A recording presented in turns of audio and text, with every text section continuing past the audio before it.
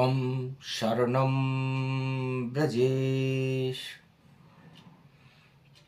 खबर one news channel ज्योतिष मार्गदर्शन कार्यक्रम में आप सभी प्रबुद्ध ज्योतिष सीखने वाले श्रोताओं का अभिनंदन है, स्वागत है। आज हम जिस ग्रह पर चर्चा कर रहे हैं उस ग्रह का नाम है राहु। राहु हर मनुष्य की कुंडलिनी जागृत करने की क्षमता रखता है। राहु एक ऐसी अतृप्त इच्छा है, जिस भाव में ये राहु आपको मिलता है उस भाव से आपकी इच्छा को जगा देता है। राहु का एक स्वरूप मायावी है और दानवों का सेनापति होकर के उसने देवताओं के जैसा अपना रूप बनाकर अमृत पान किया है। तो राहु आपकी कुंडली के 12 भाव होते हैं। 12 भाव के अंदर राहु जिस भी भाव में बैठे उसी भाव से आपके इस जन्म की कुंडलिनी जागृत होती है। कुंडलिनी जागृत का मतलब यह नहीं कि आप ईश्वर की अनुभूति करने में सफल हो जाओगे या ईश्वर से आत्मसात कर लोगे। कर्मों के बंधन के अनुसार राहु जिस घर में आपकी कुंडली में बैठा हुआ मिले, सबसे पहले आपको उस घर को देखना है। मान लीजिए राहु देवता आपके लगन में बैठे हुए हैं, तो लगन आपका पूरा शरीर है और आपके विचार हैं। राहु हाथी को कहते हैं और हाथी के ऊपर महावत सवार होता है और उस होदे पर राजा सवार होते हैं। तो राहु आदमी को राजा बना देता है और रंक भी बना देता है। राहु को सरस्वती कहते हैं और सरस्वती की आराधना या गंगा में स्नान करने से राहु के दोष का समापन हो जाता है। तो अमृत पान राहु करे और सब कुछ दे दे आन, और सुर भानु ये देवता और गर्दन कट गई जान। तो भगवान विष्णु ने राहु की गर्दन को ही अलग कर दिया। तो राहु जिस घर में बैठता है उस कुंडली वाले जातक गर्दन को काट भी सकता है। तो गर्दन कटती है जहां राहु बैठता है, और यदि आपको अपनी गर्दन बचानी है तो उस घर में परिवर्तन करें। परिवर्तन जीवन का सार्वभौम सत्य है, और यदि ज्योतिष सीखने वाले या हर मनुष्य अपनी कुंडली में उस राहु को देख करके अपनी स्वयं की कुंडलिनी को जागृत कर सकते हैं। और कुंडलिनी जागृत करने के लिए आपको उस घर में, उस भाव में अलग से हटकर परिवर्तन करना पड़ेगा। यह परिवर्तन आपको सफलता की ऊंचाइयों पर चढ़ाकर सारी शक्तियां प्रदान कर देगा।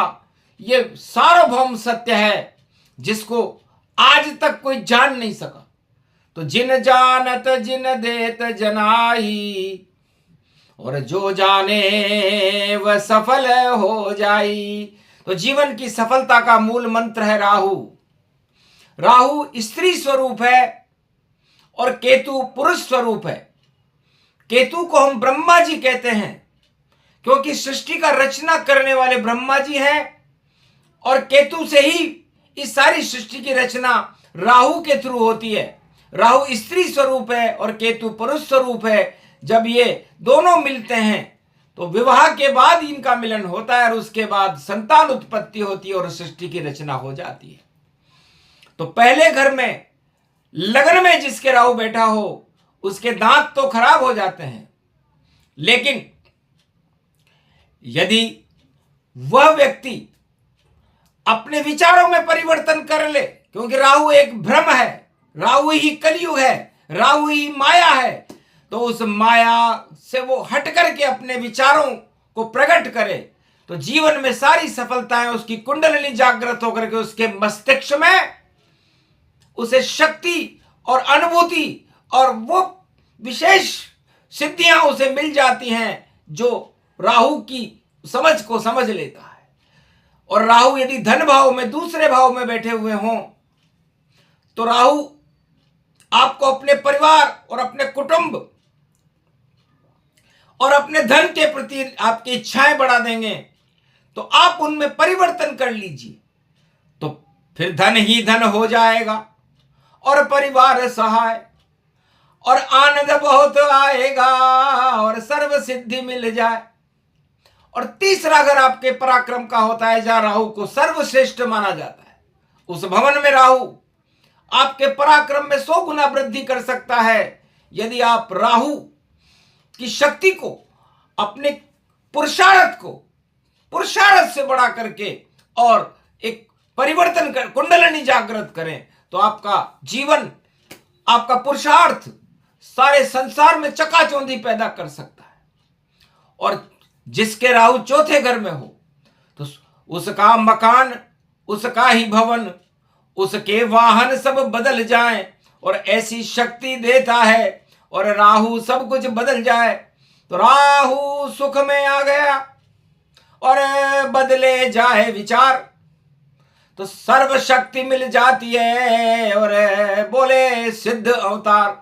इसे 4 सुख भाव के अंदर राहु का परिवर्तन, आपको सुखों से परिवर्तन करना होगा, सुख में परिवर्तन करते ही आपको सिद्धियां मिल जाएंगी। और 5वें घर में राहु हो तो शिक्षा और संतान के लिए होता है। और जिस व्यक्ति के राहु 5वें घर में आता है उसकी शिक्षा में भी बाधा होती है, संतान में भी बाधा होती है।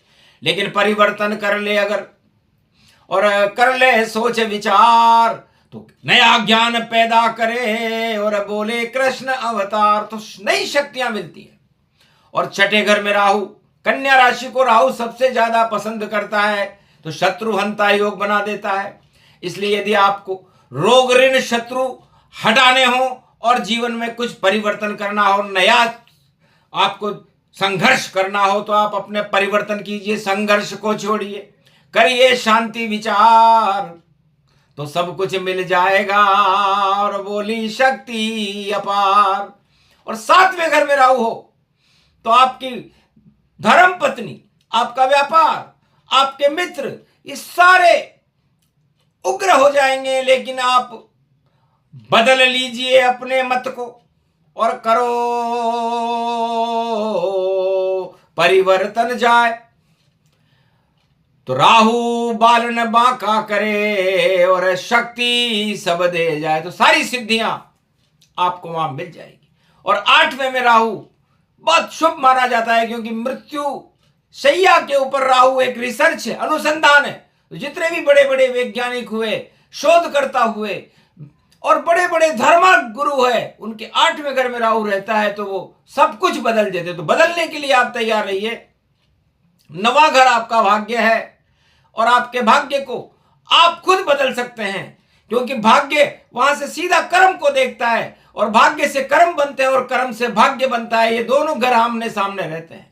तो पराक्रम भाव तीसरा अपनी 7वीं दृष्टि से 9वें घर को देखता है और 9वां घर अपनी 7वीं दृष्टि से भाग्य को देखता है। तो इस जन्म में आपका जो भाग्य है वो आपसे पुरुषार्थ करा करके वो कर्म कराएगा, वो शुभ होंगे या अशुभ होंगे, या परिवर्तन करना है। तो भाग्य बदल जाए सब कुछ और शक्ति देगा अपार। घर परिवर्तन करना हो तो राहु है तैयार। और 10वें घर में राहु, जिसके राहु 10 में, सारा जगत उसके बस में, इसलिए बहुत कर्म फल बहुत अच्छा देता है। बड़े बड़े फिल्म अभिनेताओं के, क्योंकि मायावी है, बड़े बड़े खिलाड़ियों के, बड़े बड़े राजनेताओं के 10 नंबर में ही राहु रहते हैं। यदि वो अपने जीवन में परिवर्तन कर ले और परिवर्तन करके अपने विचारों को केंद्रित कर दे तो उनको भारी सफलता मिलती है।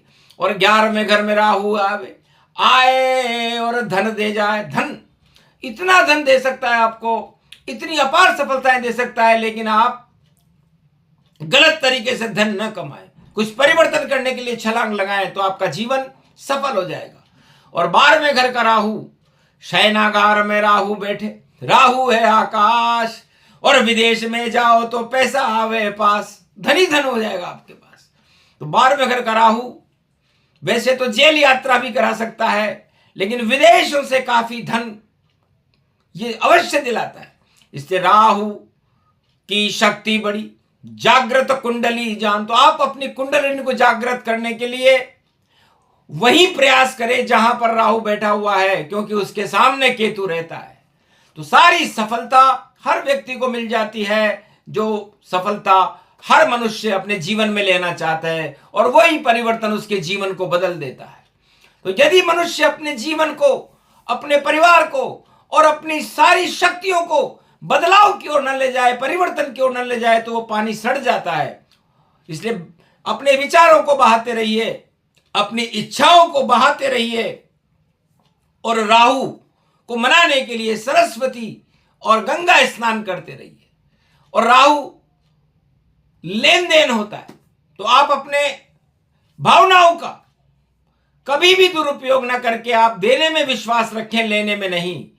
तो 12 घर का राहु आपको वो सब वस्तुएं दिला देगा जिसकी आप इच्छा रखते हो। तो राहु कलयुग में बड़ा, कलयुग राहु समान, कलयुग काली काली मां और काला कालिख मान। तो काजल की कोठरी में कितनों ही जतन करो, काल को तो दाग भाई लागे ही लागे रे भाई, लागे ही लागे। तो ये राहु आपके कालिक और दाग लगाने के लिए कुंडली में भगवान ने भेजा है। इस दाग से बचने के लिए आपको परिवर्तन करना होगा, और जो परिवर्तन कर लेता है उसे सारी सिद्धियां, सारी शक्तियां, उसकी कुंडलिनी जागृत होकर के उसे उस भाव की मिल जाती है जिस भाव में राहु बैठा होता है। सूक्ष्म सा ही ज्ञान है, और वाणी सुना दिया जाए, और जो इस पर शोधन करे तो सर्व सिद्धि मिल जाए। बोलो जय श्री कृष्ण।